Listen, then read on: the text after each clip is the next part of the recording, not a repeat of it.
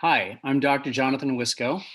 I am the Handy Anatomist on YouTube, and I'm also the founder of Better Learning Experiences, which is a nonprofit organization set up to help faculty and students have a better, more engaged learning environment.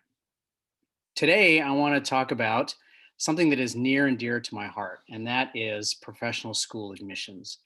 So, this is the beginning of a series of short videos on things that I think will help students prepare for professional school. I want to share my screen and show you a presentation that I've put together. So I'm going to do that now. So I'm sure you're asking yourself, so should I go to professional school, or do I even want to go to professional school? Let's make the assumption that you do want to go to professional school. I have served on two medical school admissions committees, as well as a number of graduate admissions committees, and worked with a number of students to help them prepare for professional school. I think the first thing that you should realize that is that if you're asking what scores you need to qualify for professional school, you're already going about it the wrong way. This is a very common mistake that I've seen in student after student after student. They get so focused on grades and admissions tests that they forget what's probably the most important thing to being prepared for professional school, and also to be prepared for candidacy for professional school. And I like to sum it up this way. This is one of my favorite quotes by W.E.B. Du Bois. He said, "The most important thing to remember is this: to be ready at any moment to give up what you are for what you might become." And I think this says everything. The important part about preparing for professional school is to become somebody amazing, to find ways in which you can make an impact in the community and realize how a community might have an impact on you.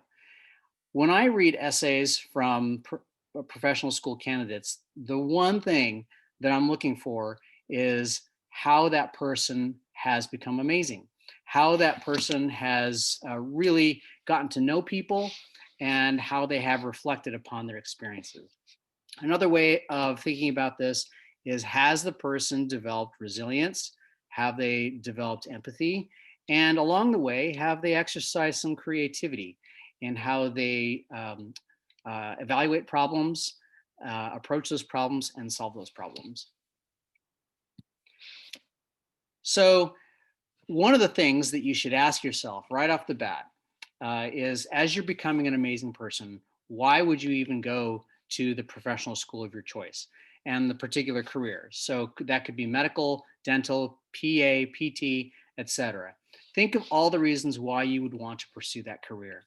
At some point, people on admissions committees have to measure amazingness, if you will. And we do that in 5 different ways. Now, some of these areas of metrics have different weights depending on the different types of careers. So hopefully you've been able to answer that question for yourself, why you want to go to a professional school track. And you've done that while you have focused on making an impact in the community and also improving upon yourself. So here are the 5 things that at least I look for when I'm evaluating candidates. The first is their academics. Now, again, this is what most students focus on, and it's just one part of the whole package. The other things we look at, and this is more specific to medical school, but it applies to some of the other professional school careers. The other things we look at include leadership, service, research, and clinical exposure. Now, obviously, if you're pursuing law school, clinical exposure might not be one of these 5 legs, but your commitment to the community and working with people who need legal aid could be substituted for that kind of activity.